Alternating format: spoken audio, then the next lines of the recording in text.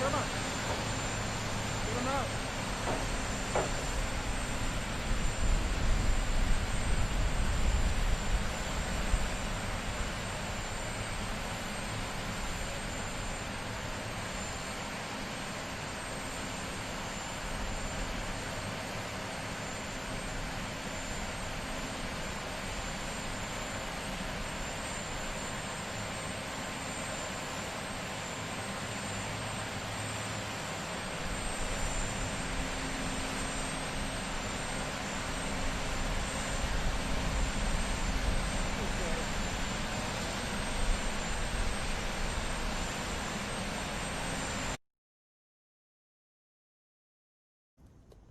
Morning, everyone.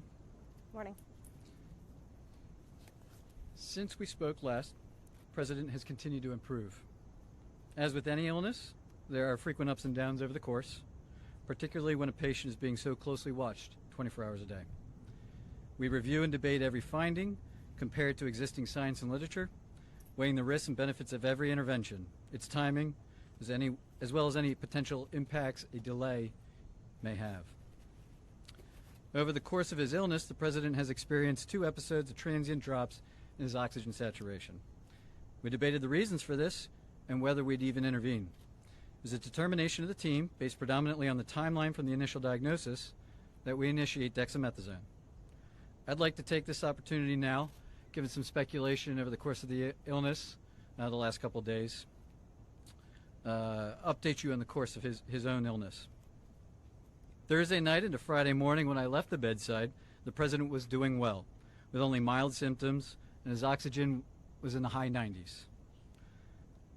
Late Friday morning when I returned to the bedside, the President had a high fever, and his oxygen saturation was transiently dipping below 94%. Given these 2 developments, I was concerned for possible rapid progression of the illness. I recommended the President we try some supplemental oxygen, see how he'd respond. He was fairly adamant that he didn't need it. He was not short of breath. He was tired, had the fever, and that was about it. And after about a minute, on only 2 liters, his saturation levels were back over 95%. He stayed on that for about an hour, maybe, and it was off and gone. Later that day, by the time the team here was at the bedside, the President had been up out of bed, moving about the residence with only mild symptoms. Despite this, everyone agreed the best course of action was to move to Walter Reed for a more thorough evaluation and monitoring. Now I'd like to invite up Dr. Dooley to discuss the current plan. Thank you, Dr. Conley.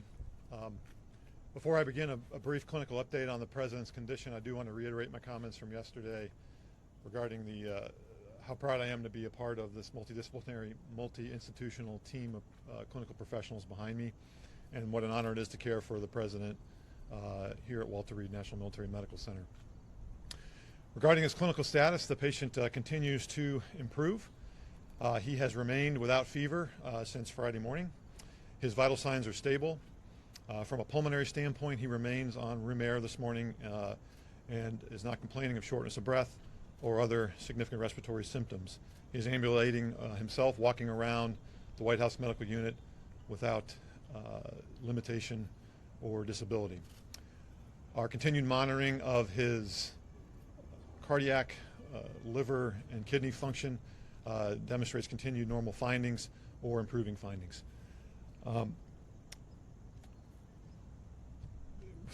And I'll now turn it over to Dr. Garibaldi from Johns Hopkins to talk about our therapeutics and, again, our plan for the day.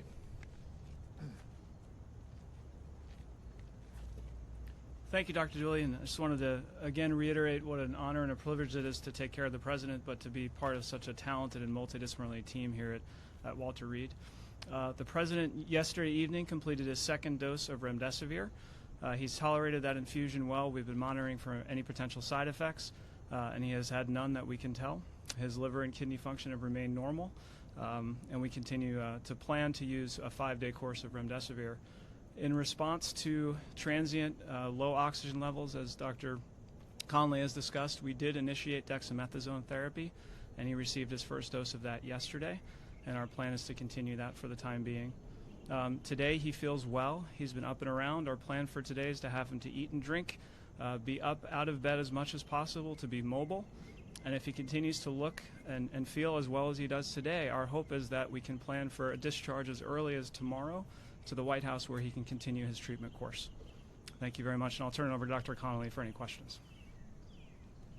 Dr. Conley? Just a moment, please. The President wanted me to share how proud he is of the group, what an honor it is for him to be receiving his care here at Walter Reed, surrounded by such incredible talent, academic leaders, department chairs, internationally renowned researchers and clinicians, including the support of Dr. Garibaldi from Johns Hopkins. I'd like to reiterate how pleased we all are with the President's recovery, and with that, I'll take your question. Thank you Dr. so much. Conley. Dr. Conley, you said that there were 2 instances where he had drops in oxygen. Can you walk us through the second one? And also, I've got a question for the lung specialist afterwards. Sure. Yeah. Yesterday, there was another episode where he dropped down about 93%. He doesn't ever feel short of breath. We watched it, and it returned back up. As I said, we evaluate all of these, and given the timeline where he is in the course of illness, we are trying to maximize everything that we could do for him, and we debated whether we'd even start it, the dexamethasone, and we decided that in this case, the potential benefits early on the course probably outweighed any risks at this time. Did you give him a second round of supplemental oxygen yesterday? I'd have to check with the nursing staff. I don't think that if he did, it was very, very limited, but he's not on oxygen. And the only oxygen that I ordered or that we provided was that Friday morning initially. And about what time was that yesterday? Yesterday, what was yesterday? You said the second instance? Second incidence? Oh, it was over the course of the day, yeah. Yesterday morning. Dr. Conley, Dr. Conley. what is the President's current blood oxygen level? That's my first question to you, Dr. Conley. 98%.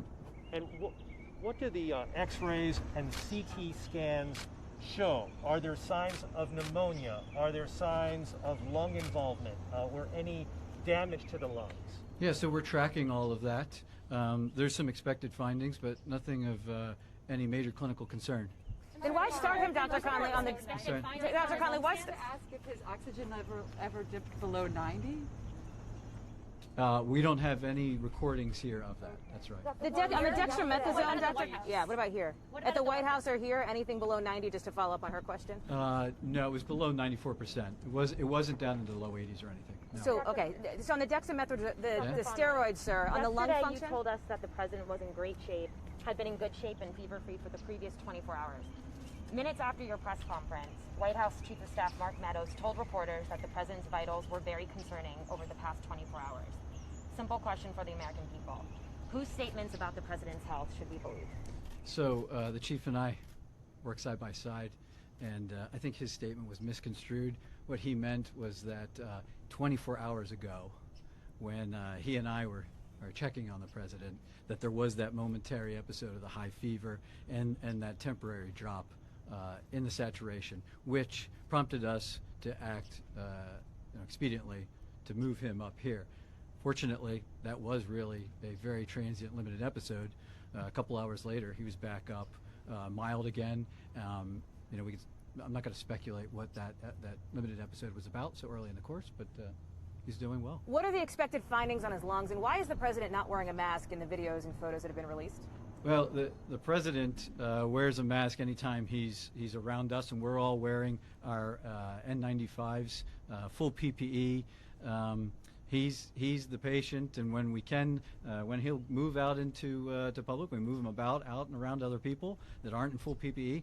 I assure you, he'll as long as he's still under my care, we'll talk about him wearing a mask. And he's in a negative pressure room?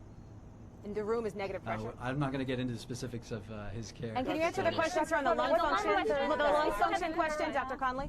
I'm sorry? The lung function question. Can you talk about that and what these expected I would findings? just share that, like every patient, we perform lung spirometry on him, and he's maxing it out. We told him, see what you can do, and it's over 2,500 milliliters each time.